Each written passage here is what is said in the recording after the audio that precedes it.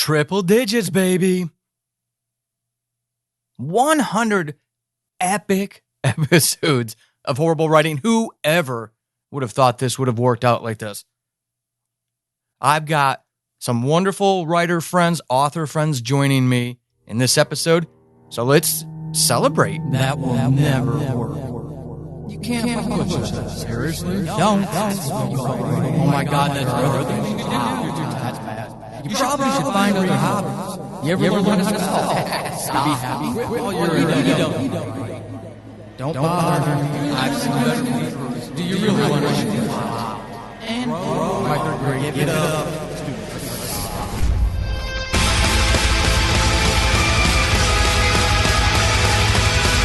Welcome to Horrible Writing, the rawest, most candid, in-your-face writing show on the interwebs because none of us have time to suck. Let's do this.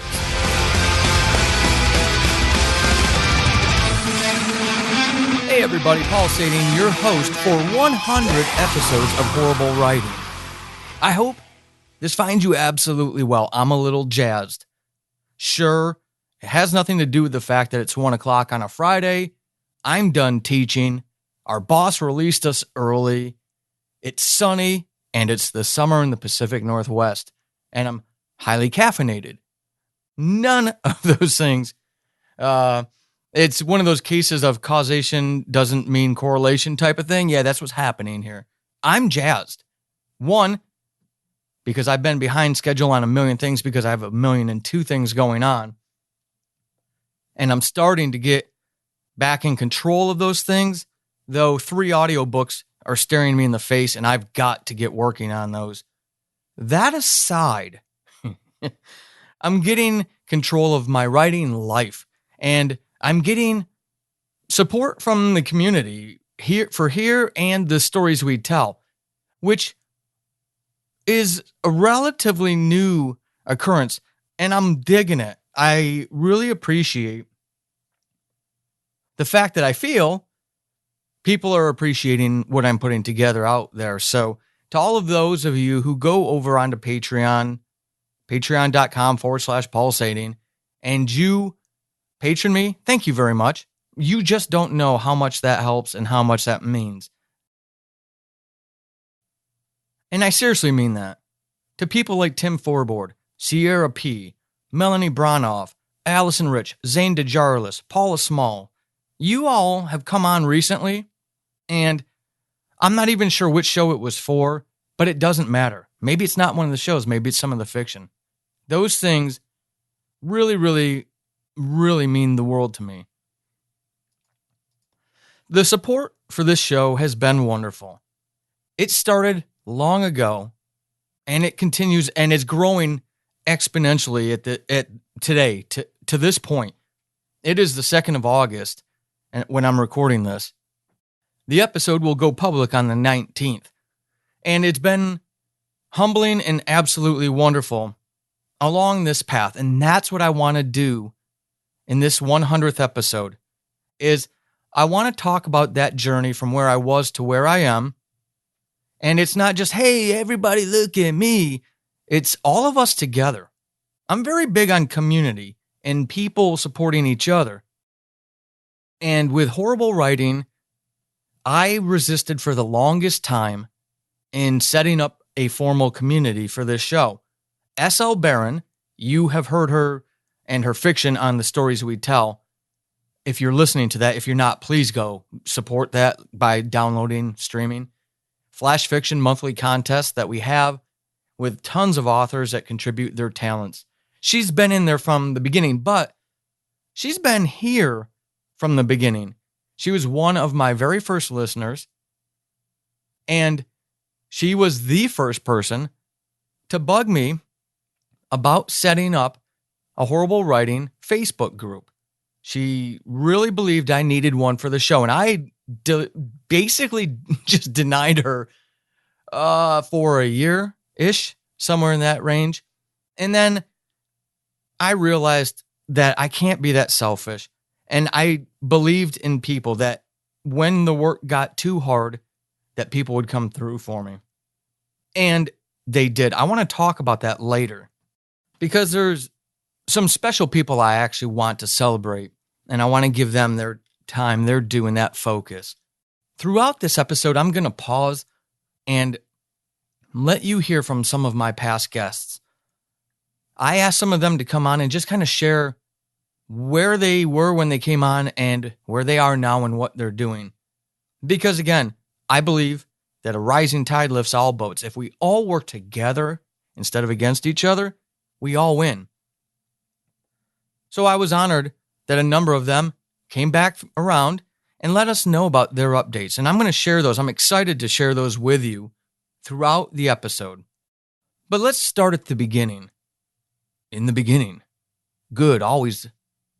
I don't even remember the words.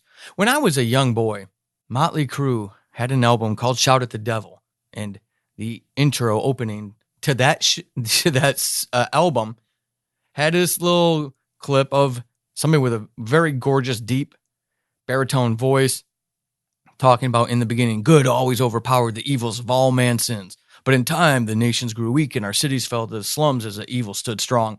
And then it went on and on. I literally, it just unlocked on my brain.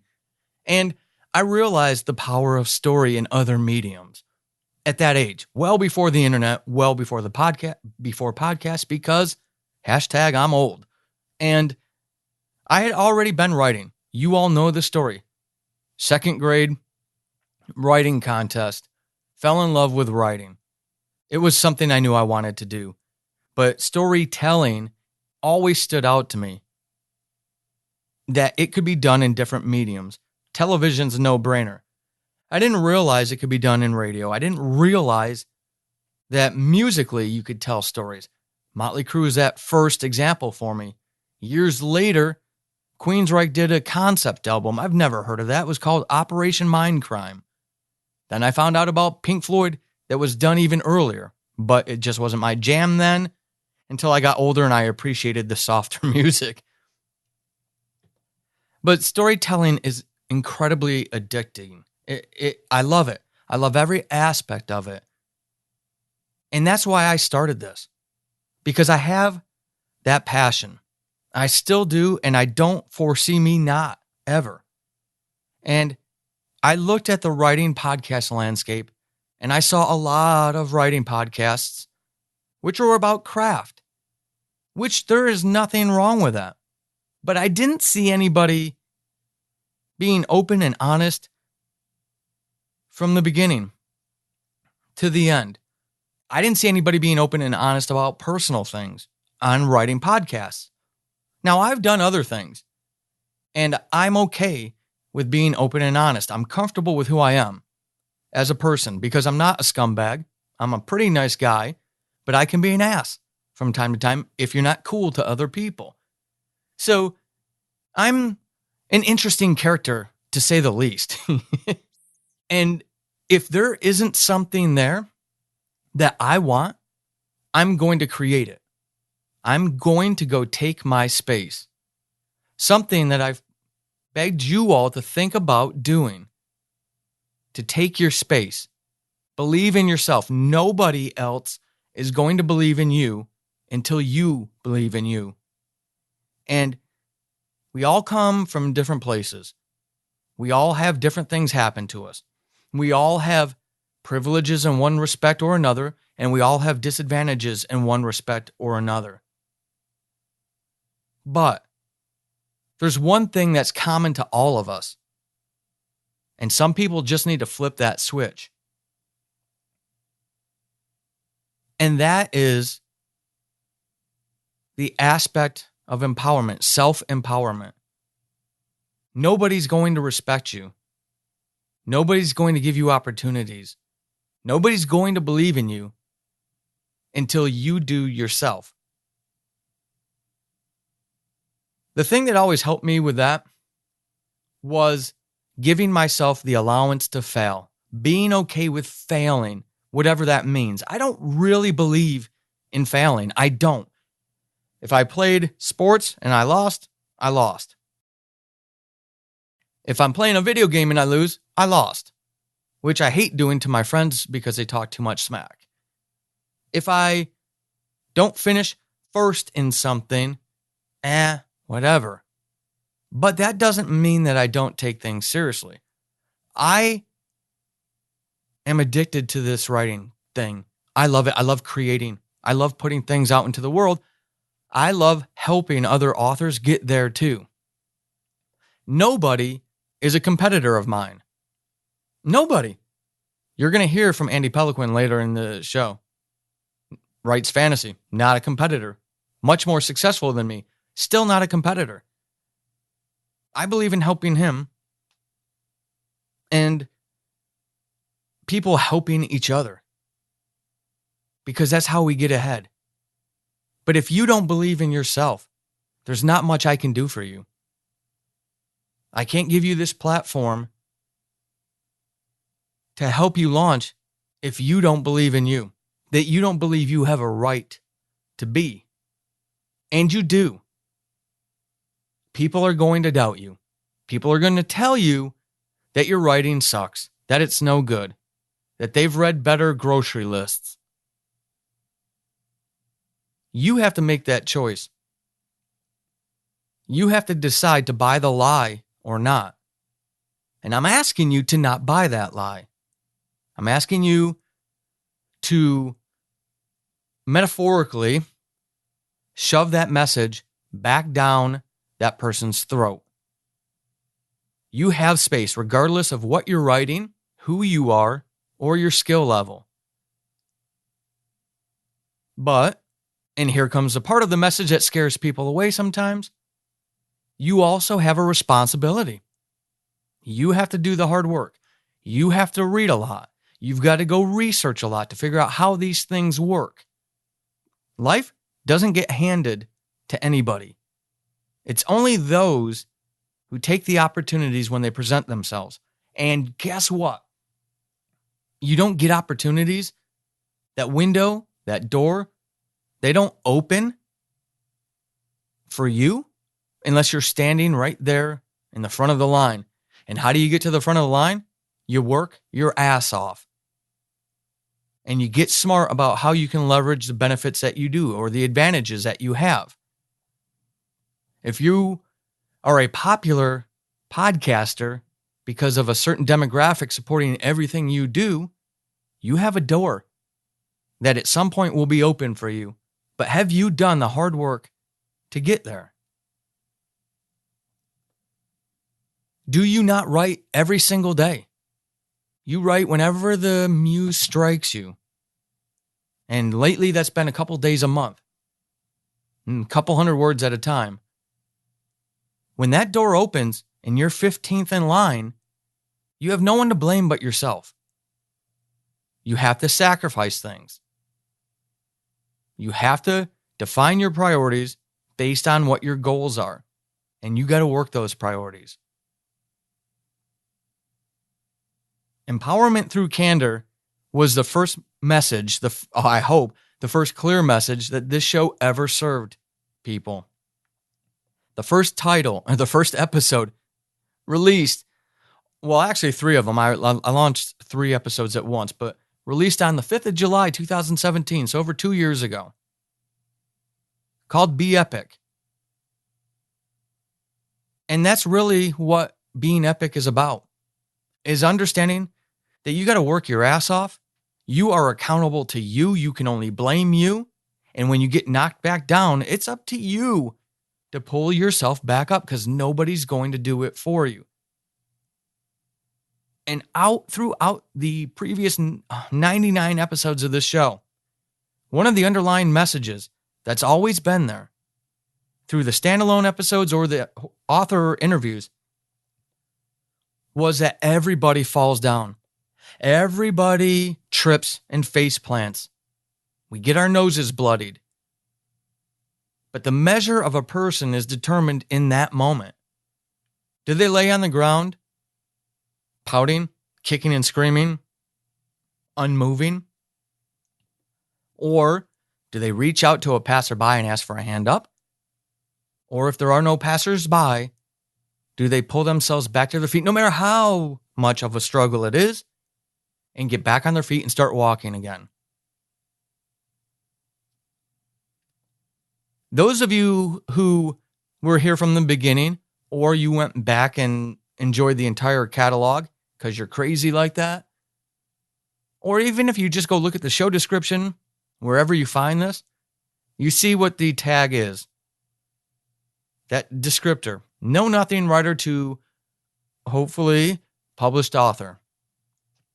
When I started this show in the summer of 2017, I had no idea if I could publish or not, but I knew a couple things. I knew my work ethic is unrivaled by most people. When I sink my teeth into something is that damn important to me, I'm going to do it. I'm going to chase it. I'm going to work and work and work. That's my belief. You don't get things. Things don't get handed to you. You have to work for them. But I didn't know if I could publish. I knew nothing, literally nothing about the self-publishing space. I made those sacrifices, though. I educated myself. I consumed everything I had time to, while also being a father, a husband, a full-time employee, having 4 podcasts at the time. I don't have time. Nobody has time. Time is just an excuse. Time is a concept that is concrete. We know how much time we have every single day. So I don't fall for that stuff about I don't have time. People have time. They just don't want to prioritize it. And saying that they don't have time is a rationalization that allows them to continue to not sacrifice. I didn't have time, but I didn't used to get up at 4:45 or even earlier nowadays. In 2017 to get this done, I would get up at 5:30 for a 7:30 work day, work on some scripts, etc., etc. When I started seeing the promise is when I started adjusting. I didn't see the promise right away. I didn't see the promise in any of this. The beginning episodes of the show are a little brash. I was trying to go for an angle that wasn't really genuine, and thankfully, one of the members of the horrible writing community, named Dohai, he wrote the 2nd season of Diary of a Madman podcast, and he's an aspiring author. He's working on some stuff. He test listened, and he told me, hey man, it's not really you. And he knew. And that's why you'll see a definite change between those first couple episodes, the first handful of episodes, and what came later. What came later was the empathy. It wasn't all about brashness. Now, yes, I haven't changed the show's intro, the show's outro, but that's because I've got too many other things going on and #priorities. But I figured the brashness wouldn't necessarily convey the message. And thankfully, he was cool enough to just kind of give me his personal take on that. And it helped me see the light. So that's when I started being real about me, the fears, the anxiety, the self-destructive thoughts, the envy, all of that stuff. And in sharing those messages, that's when I was talking to Raul Vega, an audio dramatist, and he mentioned, hey, you should talk about ego sometime. And I said, hey, that's a great idea. Why don't you come on the show? I did not want this to be an interview show. I have too many other things going on to do all the logistics that are required to do an interview.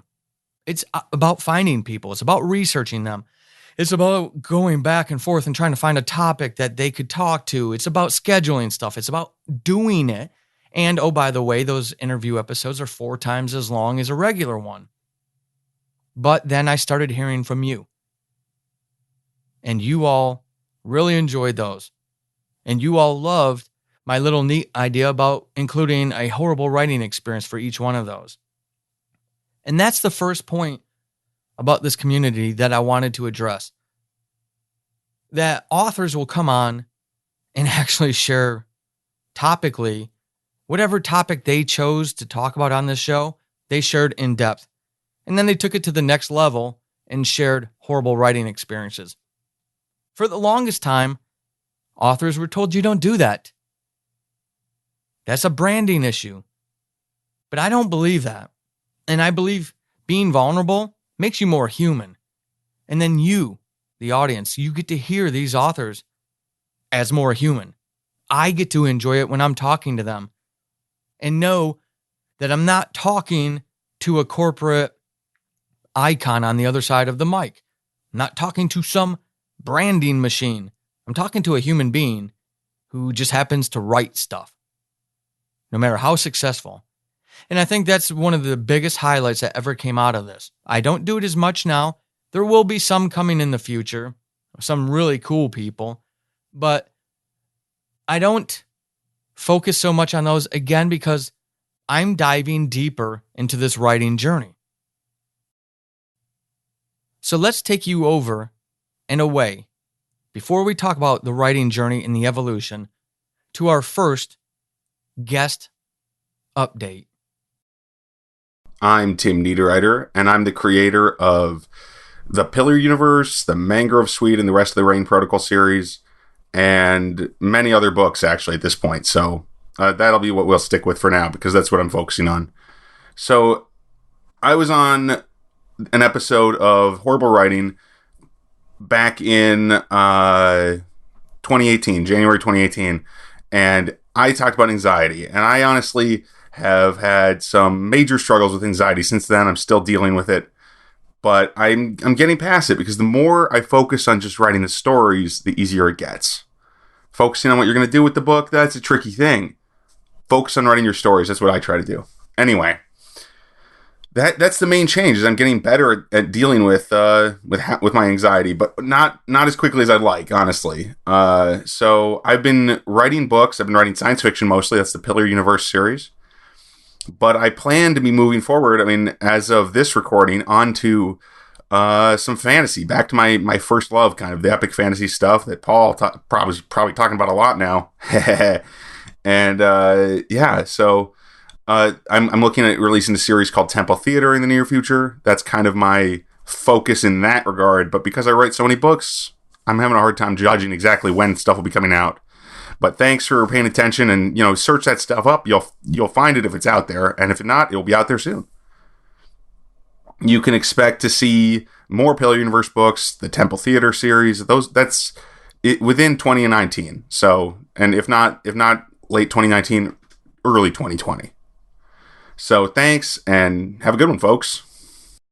By episode 17, November 19th, 2017, a few months after the show started, I had my book cover and my first editor. I wasn't playing around.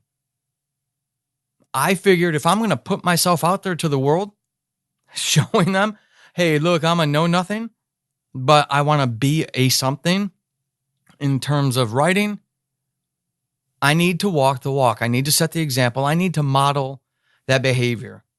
And I feel like I did that throughout, because I think that's very important. I know it's very important. From talking about when I got that, talking about it's okay to be you in episode 25, going through episode 33, which I know helped a lot of people. It was only a 10-minute episode, but it was called A 100-Word Day is Okay. I measure every word count every day, because there's stats to back this up. When you track performance, there's more accountability. The performance levels are higher, because you can see objectively how you're performing. Now, that doesn't mean that it's better, because you could hit a word count of 1,000 words a day and have crap, right? But that's not the point of tracking word counts. It's about accountability, but in seat time. If writing, if publishing is important, if finishing that audio drama script is important, your butt gets put in the seat. That means less video game time, less movie time, less outside time. This is what happens. This is why very few people do these things, because they don't have that discipline, that drive, and that dedication. But there has to be a balance. And that's what I wanted to hit with that episode, was that balance. By episode 39, I already had something like Chris Fox on the show. Absolutely amazing to me. Susan K. Quinn had already been on. Kay Kenyon had been on. I followed that up with Paul Bay. I had great guests all along, all throughout, and more to come. All the way to episode 56, 57, where I had Dave Chesson from Kindlepreneur and Joanna Penn, back-to-back episodes. I talked about my pre-orders. I talked about being addicted to writing and needing more balance. I didn't hide any of these things from you. I didn't want to. I never did, and I never will. That's not the right way to do business, I don't think. Being honest, being real, empowerment through candor. About your mindset, episode 76, talking about the power of can. Tell me how you can do something. Stop telling me why you can't. Mindset is so incredibly important. If you're going to push through this, you have to be able to push through it. But if that's what you want to do, if this is what you want to do, you have to find those sustainable mechanisms. Let's pause here for another author update. Hi, this is Jamie Killen. I'm the creator of Spines, Mirrors, and The Six Disappearances of Ella McRae. We talked about fear and horror and how to use that in your work. I don't think my thoughts on that have changed at all, but I do have some new projects. So the biggest thing is that I have a novel coming out soon. It's called Red Hail. I am in the editing phases, and there should be a release date pretty soon. The other thing that's coming up is the second season of Mirrors, which I'm expecting to be released probably in September. And following that, the second season of Six Disappearances. So yeah, that's what's going on with me. Happy 100th episode. And now here we are, the summer of 2019. I have 3 things published, and then both Rip and The Scales, which I've been talking about on this show for far too long, they're ready. Both books are ready. The only thing holding those back from the world is I need to finish producing the audiobook for Rip, finish the audiobook for Chasing the Demon, finish the audiobook, fixing the audiobook for 12 Deaths of Christmas, and then I get back into the recording of the audiobook for The Scales. That stuff's probably going to get moved around since 12 Deaths of Christmas and Chasing the Demon have been out there for over a year now. So it doesn't necessarily make sense for me to hold current works because of those audiobooks. I'll just go add those at a future time. And it's really cool to be sitting here knowing that by the end of 2019, I'll have 5 things published. I'll have Crown of Thieves, a medieval fantasy audio drama for my patrons going on. That's going slow. And it has to go slow because the bills got to get paid, and audio drama doesn't pay the bills. So the audiobooks have to get done first. And I have done that. It's kind of one of those things, recurring themes that has been a problem that I love sharing with you all because I hope not discourage you, but to arm you and prepare you. Ego is a huge problem. Something I think a lot of us struggle with, but something you need to struggle with to overcome, to learn how to armor yourself and become stronger in the face of it, because it can be destructive to an author. Not just, hey, my writing sucks, but the stuff like comparinitis. I hate it and I tried to avoid it, but I'm human and I do it. As a matter of fact, on my other computer monitor, while we're recording, I have the Apple Podcast page for this show up. So I have the dates and the episode titles in front of me. And I see the ratings and reviews. Well, I can see the ratings. The reviews are a little hidden. But the show's got all 5 stars. But it's only got 15 of them. This is episode 100. And I can go look at other writing podcasts that give less content and less focus and see how many they have. And it's discouraging. and then I have to stop it. And I literally went through this just now because my recording got interrupted by my little chihuahua protecting the house. And I need to stop. And as much as I tell you, hey, look, to do these things, please always remember that on the other side of this microphone, I'm struggling just like you. That's where this advice comes from. If you don't have anything out there yet, into the void, you might not experience this yet. But I want you to keep this in mind because it's coming. When you put a creative thing out there, you're going to go through these. Your ego will take shots. It's going to feel beaten up, trampled on. And you're going to ask yourself, why? Why do you even bother? I do that all the time, too much. And I'm still working on it. But I also have a responsibility to you to ensure that at least, if nothing else, at least I arm you with that information for you to consider for yourself. What am I going to do? It's hard when you don't get reviews for your stuff. It's hard when you try to give things away and you still don't get reviews. It's hard when you do get them and they aren't complimentary. These are all the things I already knew coming into this because, again, I had years of podcasting and I got to listen to what people who get a product for free felt like they could complain about. So my skin got thickened long before I did this writing thing. If you haven't, it's something you need to prepare for. It's something you have to consider. It's a reality. It's going to happen. Even silence is horrible.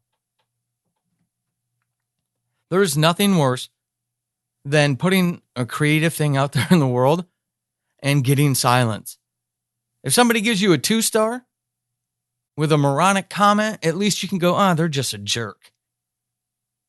But if you put something out there and you get nothing in return, that's tough, folks. That is very tough. It hurts. I've learned how to develop my ego. I've learned where to put my focus and my joy in these 100 episodes. I've learned that I just love creating. I love putting things out there. And no longer does it matter about reviews and sales and all those things. I just like creating. Yes, my goal hasn't changed at all. I still want to make my living off of creative pursuits. But I'm not going to throw that out of balance. Another theme we've hit on over these 100 episodes. Establishing those goals, working towards those, but also remembering there's a lot in life you can't control. It's not about what happens to you in life, it's how you react to it. And I'm doing this for the love of doing it, of telling the stories I want to tell.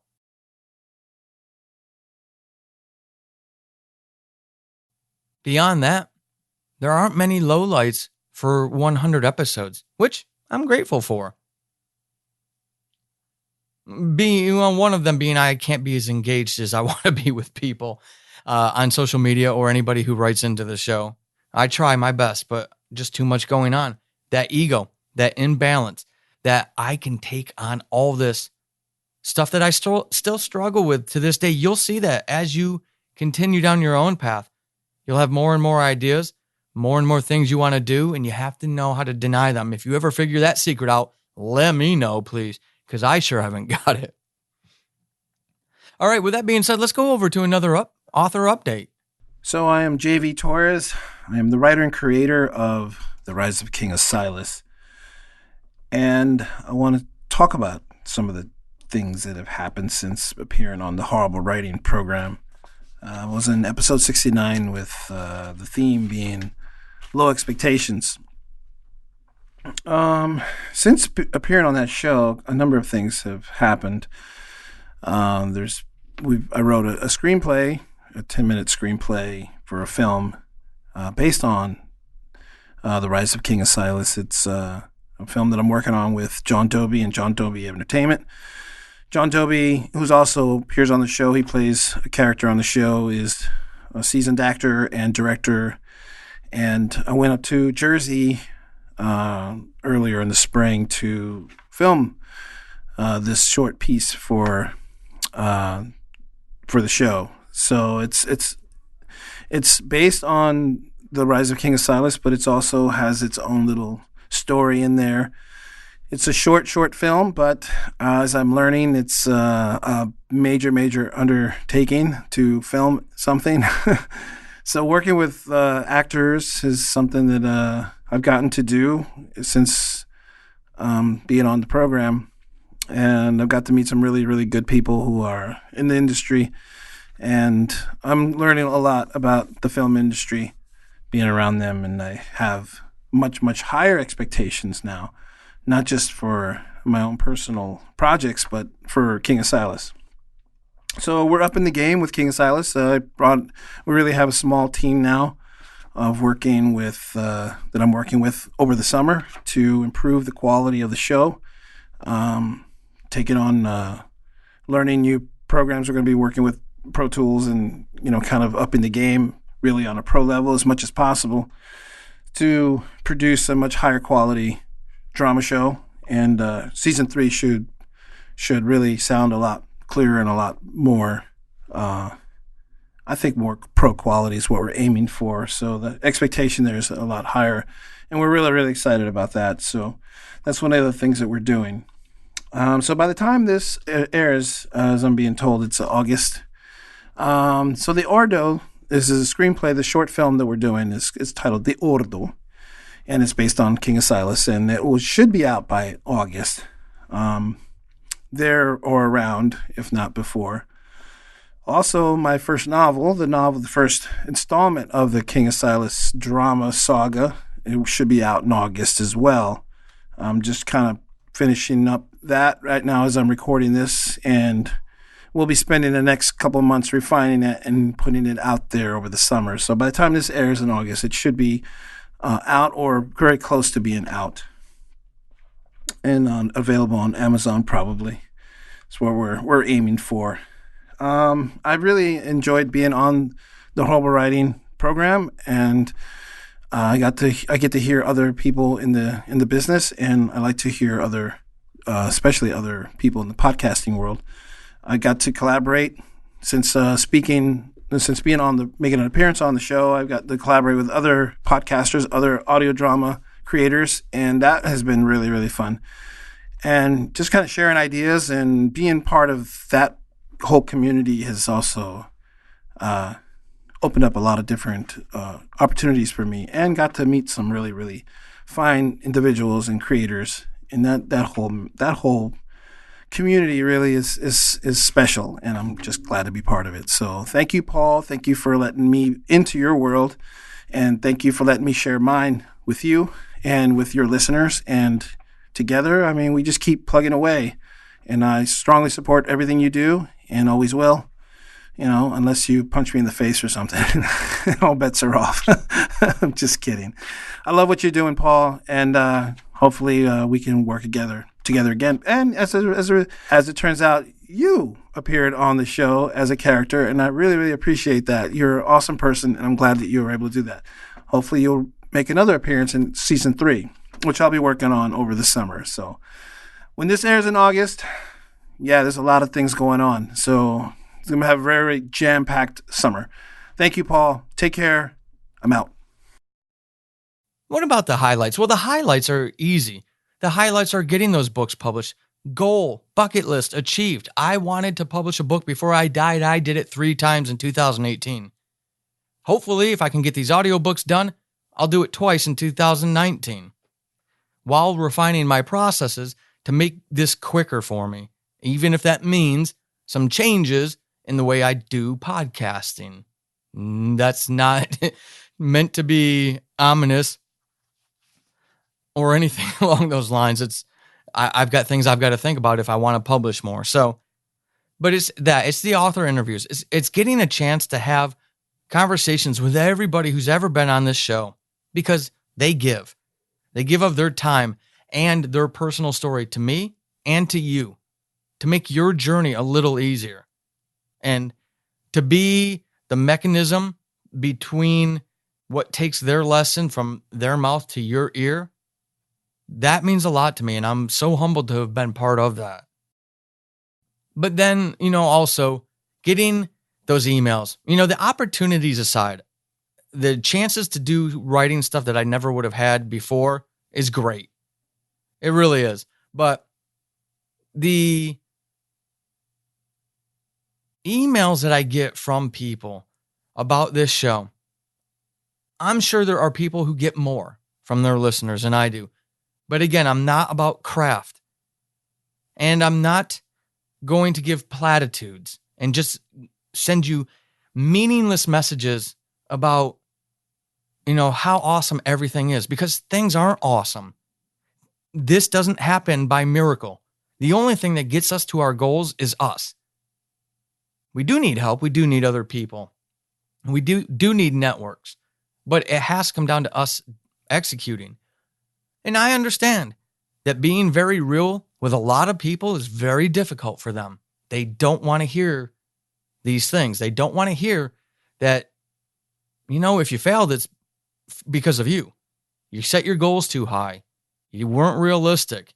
You didn't set goals at all. You kind of just stumbled your way through. You didn't work hard enough. You didn't treat people well. All of those things. People don't want to hear that. So I don't expect a whole lot of messages to come through. When I do get them,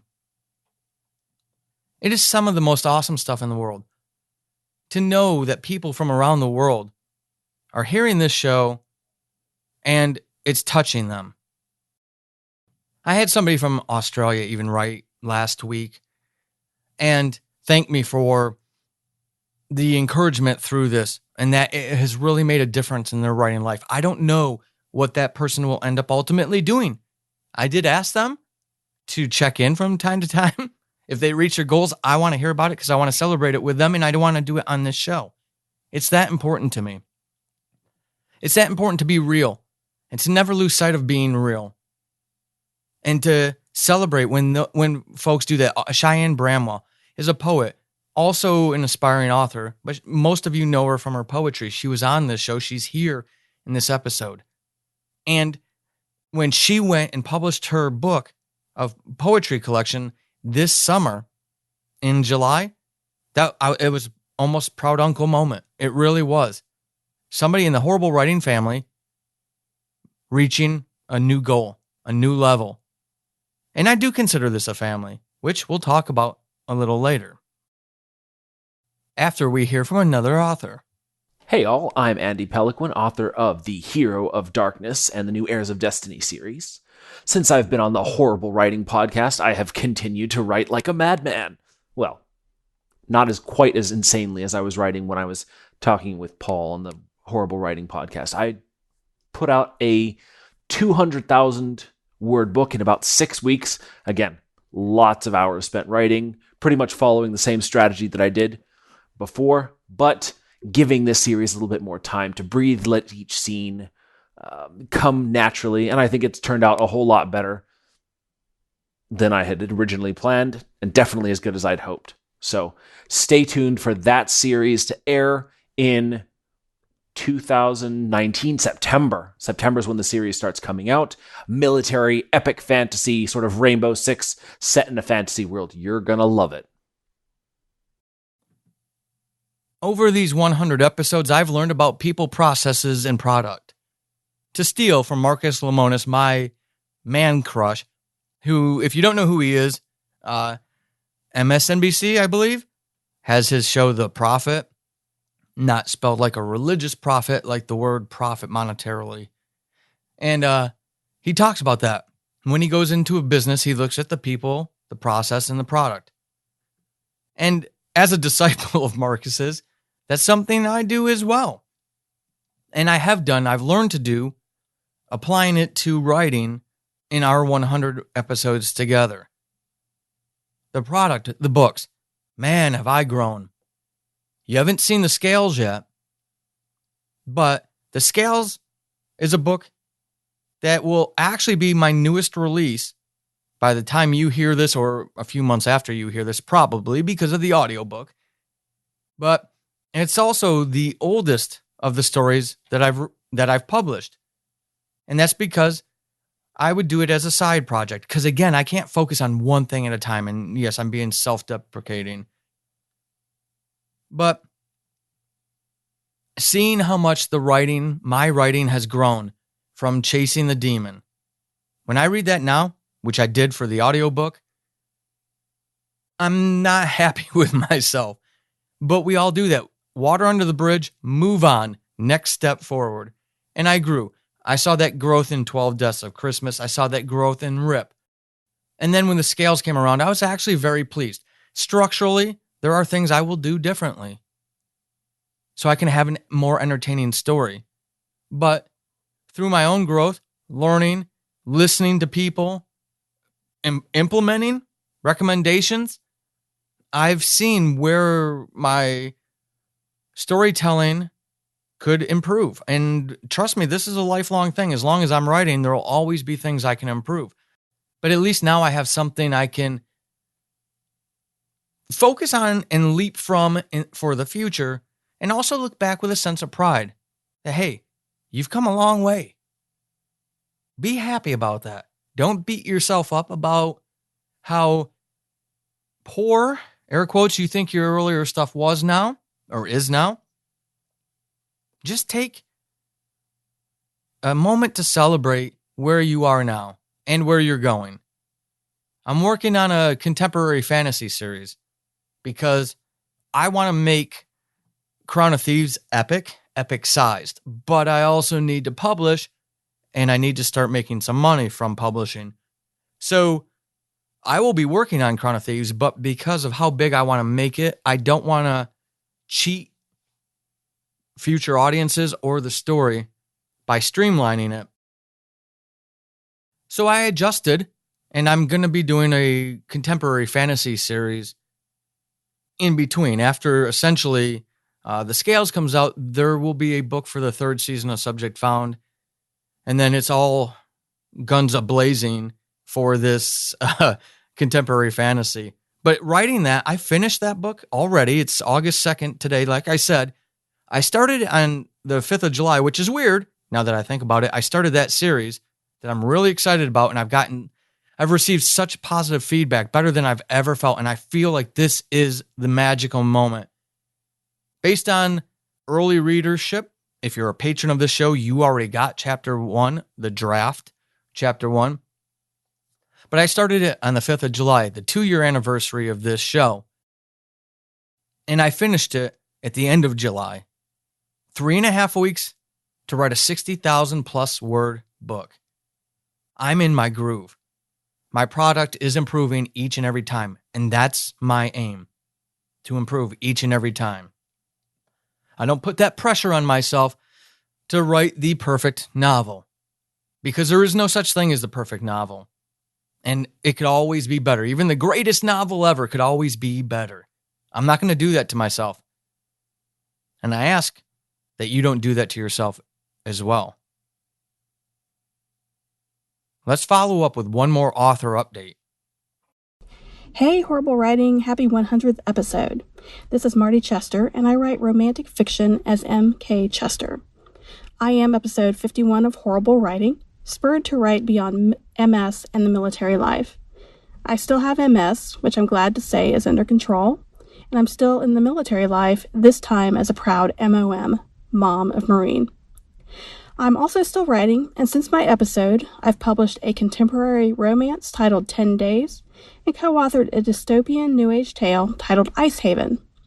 Ice Haven was released last May as part of a box set, and my co-author Kim Cresswell and I are getting ready to re-release it as a first-in-series individual title.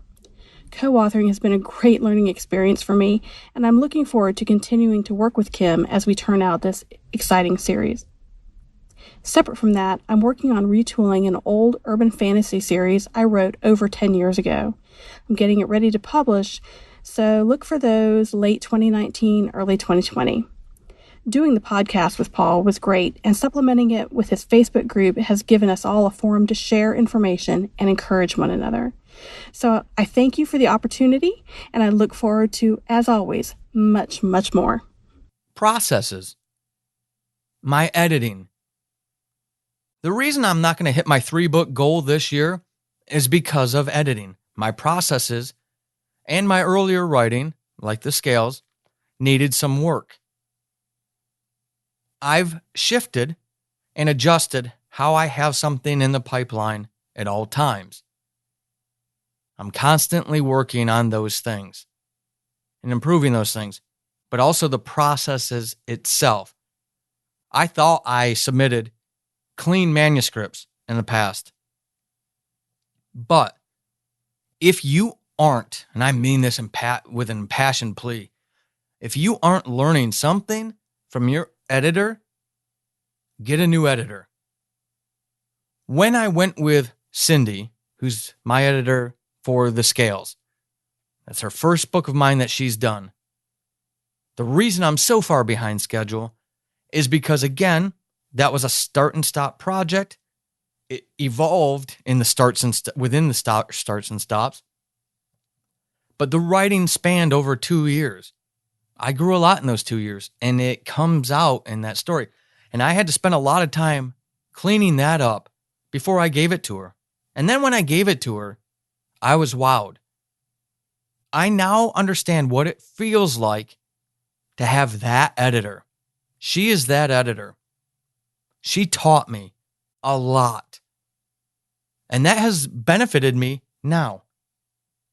As I edited the script at the same time, I made tweaks while she was editing the scales. As I was writing Bitter Aries, which is that contemporary fantasy, her little head was floating over my shoulder. I've learned. So my writing is tighter. My drafts will be tighter. They will get quicker. They will happen quicker. I will move them to the next stage quicker and get to that next project more quickly, which is what I want. I want to produce. I want to get those things out there. So that takes time. I need to make sure that she's available, and I need to be able to write to those deadlines, which is not something I did 100 episodes ago. In order to do that, I also have to clean up my priorities, change some things about me, those processes. And that's what I will be doing. I love audio drama, but it's a lot of work that does not pay. It doesn't support the things I need to do. It helps me find an audience, but when you have as many as I do, and they're as complex as they are, it's not just a single narrator talking over a drone sound effect. It takes a lot of time. That time slows me down. So I had to make decisions. I had to look at my processes. And I was spending a lot of book time on those audio dramas. And that's something I'm not going to do anymore. I will go with Crown of Thieves for my patrons, and that's it. Everything else is going to die. A slow, fading death. But it has to for the name of the processes. I have to make those difficult and tough choices, which is what I've done. It doesn't mean it's fun. It doesn't mean I enjoy it. And it doesn't mean that I'm happy about it. I do suffer remorse. I do suffer longing, grief at realizing that my audio drama career is essentially done and dusted. But again, what are my priorities? The priorities are those things that will allow me to make money and make a living doing them. And audio drama is not that, unfortunately. So we move forward. Let's stop here for another author update. I'm Gwen Katz, and I'm the author of Among the Red Stars, a story about the Night Witches, Russia's female pilots in World War II. And I was on Horrible Writing recently talking about LGBT fiction and what it's like to be an LGBT author.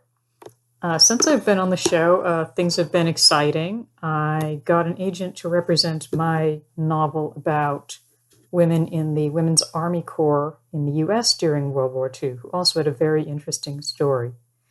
Things you can expect from me in the near future are some exciting new short stories. I've got one about Russian women assassins and another that's a steampunk story, so be on the lookout for those. And then there's the publishing point of this, and this is where I have my growing to do. This is why there will be complete candor again. This is why there will be empowerment through candor, because I have a lot to learn. I'm currently enrolled in 2 courses. You don't even want to know how much money I've spent on these 2 courses. At some point, I'm going to learn something and be able to share my experiences with you all. So you'll get a little bit of what I've spent $1,600 on, and you will be able to, I hope, if I implement these things, learn from my lessons. I can't do any of that while I'm burdened by all these other obligations. So streamlining, again, talking about processes like I did in that last segment, but how it affects the publishing, learning these things. I've realized there's so much to learn. And if you're going to go the indie route, it's overwhelming. It's empowering because you control everything. Financially, except for the 1%ers, it's very much more viable. You make more money doing indie stuff than you do going the trade route. But everything's on your shoulders. It can be overwhelming. And I'm not like that. I'm somebody who needs to go, go, go, go, go. Why can't I do this? I should be able to do all this stuff by now. And over the past 100 episodes, I've learned to let that go and learn a little bit at a time. I'm learning a little bit about ads still. I can't even get to them because I'm constantly either working or in the morning. The writing doesn't interfere with this stuff because it's dedicated in the morning. Don't mess with it. But it's the rest of the day. It's the administrative task of the Horrible Writing Group. It's all the work that goes into the stories that we tell. It's getting an episode of this show out every single week. It's 3 audiobooks plus the scales coming that I've got to get through. And those things, you know how it is. You don't have a whole lot of time in life, right? So you fit those things in where you can. One of the things I'm trying to figure out how, still to this day, is to figure out the marketing and sales aspect of book sales. I'm not going to let it stop me. I'm going to keep producing because I've got a million stories. Ideally, I will get to the point where I will have that time and I'll already have the content out there. I may have missed windows with that content. But the thing is I will have that back catalog and I'm at peace with that. Moving forward with the new stuff, I'll have learned more about sales and marketing, and I will also have that back catalog already out there when I do figure this out and unlock the key. But let me tell you straight up, for those of you who haven't yet, there is nothing, and I mean nothing, like putting your book out there and seeing that baby pop up on Amazon. I want to chase that high 30, 40 more times before they put me in a box in the ground. Actually, I'm going to be cremated, but you get the point of it. I want that high. And I want that for all of you as well. Let's take a pause for another author update. Hello, everybody. My name is Cheyenne Bramwell. Hello again. Long time no talk and listen, I guess. So, what I do is I do a daily poetry blog on poemafterpoem.weebly.com. I do a lot of Twitter microfiction and micropoetry, and my handle for that is @poemsbycheyenne. And I am also the one of the producers of a podcast called Magical Bullshit. It's an actual play Pathfinder podcast, and it's really, really funny, so you should check it out. And in the future, I am going to also have a podcast called Word Wonk Pod, or Word Wonk Podcast.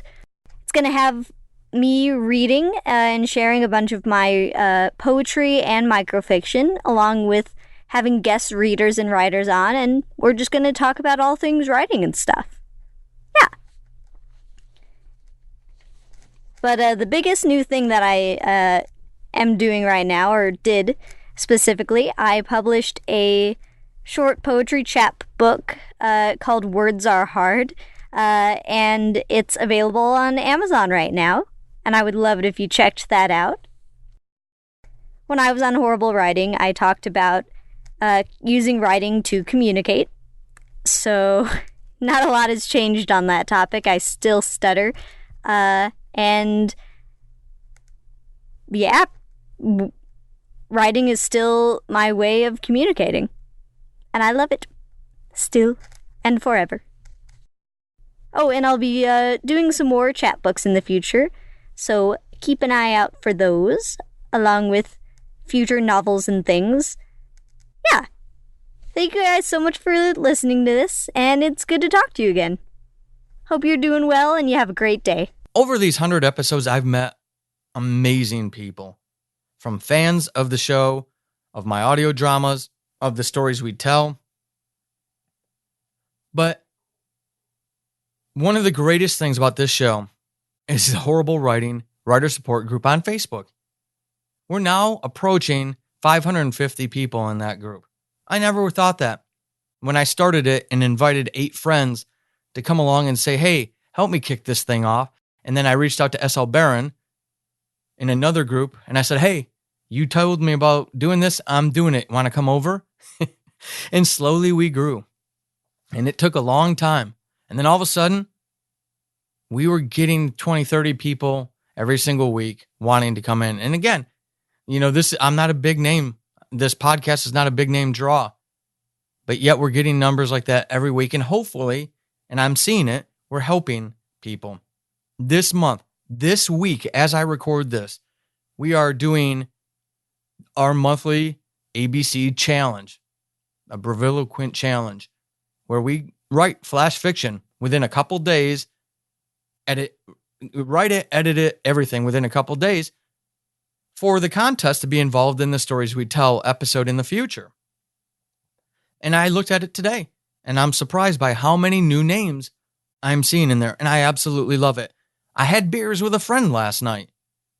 Eric, if you're listening to this, I'm talking about you. And he joined the group because of the Stories We Tell. He heard the flash fiction. He said, I want to be part of that. And he joined the group. Somebody who's never seriously taken writing as a consideration before now wants to be part of it. It's absolutely amazing. And it's not mine. I'm the person who started the Facebook page. But it's all those wonderful people in there who make that the Horrible family. And we use that capital letter horrible, tongue-in-cheek fun family that it is. Because it is. We don't play around with self-promotion and spammy buy my stuff crap. That's not why we're there. We're there to support, to celebrate, to commiserate, and to answer questions of each other. Share things we've learned with each other. That's the only way we grow. And it's absolutely beautiful community to be part of. I am so honored by it, by each and every one of you who are part of that community, who contribute, who help, who cheer people on. You all know how lonely this is. That community can be a lifeline for so many. So if you are a fan of this show and you are not part of that community, I know you have a Facebook account somewhere, even if you haven't used it in 3 years. Log back on real quick, search for Horrible Writing Writer Support Group. Answer the questions. Don't be that person that submits and doesn't answer the questions because we'll just reject you. Show us you're real. And then come in. And the only thing you have to check on Facebook is check in with us. It'll be a beautiful thing for you because it's been a beautiful thing for the year that we've had it. But I want to send a special message of love, not only to SL Barron, I talked about her earlier, but all the people who help out with that group, like Dohai, who I mentioned earlier, Erica Stensrud, Cheyenne Brenwell, who I've mentioned earlier and throughout this, Jennifer Worrell, Bethany Smith, AC Ward, who you hear a lot on the Stories We Tell, and of course, the one and only NJ Boyer, who one day I want to have on this show. It's like a bucket list thing. And I'm not going to tell you why, but NJ has a story that I find fascinating especially now seeing where she is in her writing. So, before you hear from me in episode 200, I had better have interviewed NJ Boyer on this show. This community, this show, has been epic for me. It really, truly has. I have checked off one of the most important bucket list items that I had for my life. And now that I've done it, I want more of it. But I'm at peace with what I can do at the same time. Being part of that community and those people that I've named off and more is epic. I'm honored to call a lot of them friends. I'm honored to have them as part of my life. And me, I hope, rewarding in their lives as well.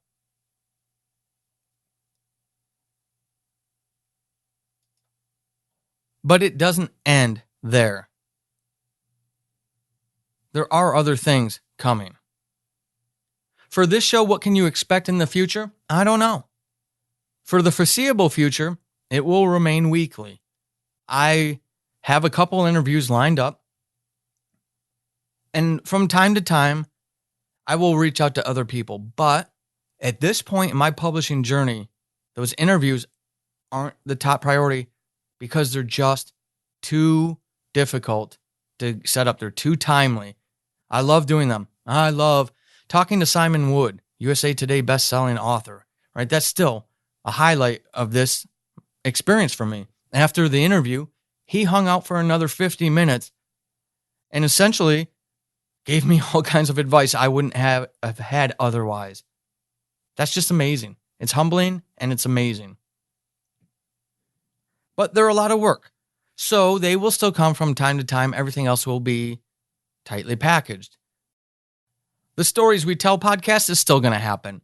It's a monthly thing with a monthly challenge, and everybody's benefiting from it. Everybody who participates. If you're not over there on the Horrible Writing Writer Support Group, why aren't you there yet? Join us. Come check the show out. I think you're going to absolutely love what we do. Even if flash fiction just doesn't work for you because it's so short, check out the stories. I think you'll find that you actually really enjoy them. But what about me, Paul the author, besides a podcaster? Well, those books are still coming. I'm going to shift away from horror and thriller. I may do one from time to time, but after Rip, The Scales, and that third Subject Found book is out, I pretty much see my future in fantasy. For example, Bitter Aries is already done. The book has been written. It's got work. It needs work, but it's been written. And as soon as I'm done recording this, I'm headed off to a pub with a notebook, and I'm going to outline the second book in that series. I'm loving it. The books are fun and easy to write because it's very vivid for me. And that's a 12-book series that I've got planned. 12 books. After that is Crown of Thieves, my epic fantasy. And anything after that, I've got a million other standalone ideas. Maybe with the book series, the 12-book series, and the Crown of Thieves series, maybe I'll actually get enough of a name that when I start doing standalone books again, they'll actually have some traction. I'm not going to worry about it. Why? Because I'm having the time of my life. I'm happiest, aside from being with my family and the people I love, and Liverpool winning, I'm happiest. I say that tongue-in-cheek, folks. Don't take me that seriously. I am happiest when I'm writing. I'm fulfilled. I feel at peace. That's what it's about. That's what this whole journey is about. Bringing you that sense of fulfillment, helping you find it in yourself. You're not going to get it anywhere else. In you. That's what's important to me. That's why I do this. This is why I stop and make episodes every week. It's that important to me. I hope these 100 episodes of Horrible Writing have lifted you in your dark times and made you feel like the center of attention in your good times. I hope I've given you specific tactics, actionable items that you can do and implement in your life, your writing life, your networks, and beyond to help you reach the goals that you have for yourself and your writing. I hope that you've enjoyed this journey and that you consider me at least a little part of your life. And if you're not there yet, I also hope that you take the time to consider becoming part of the Horrible Writing family over on Facebook. Again, Horrible Writing Writer Support Group. Because those people, you, everyone who downloads, streams, everyone who tells a friend about this show, are absolutely epic. Until episode 101, peace. This has been Horrible Writing, and hopefully after this episode, you suck less than you did at the beginning. I am Paul Sading, your host extraordinaire. You can find me over on the Twitterverse at Writing Horrible and over at paulsading.com/horrible-writing. Until next time, suck less.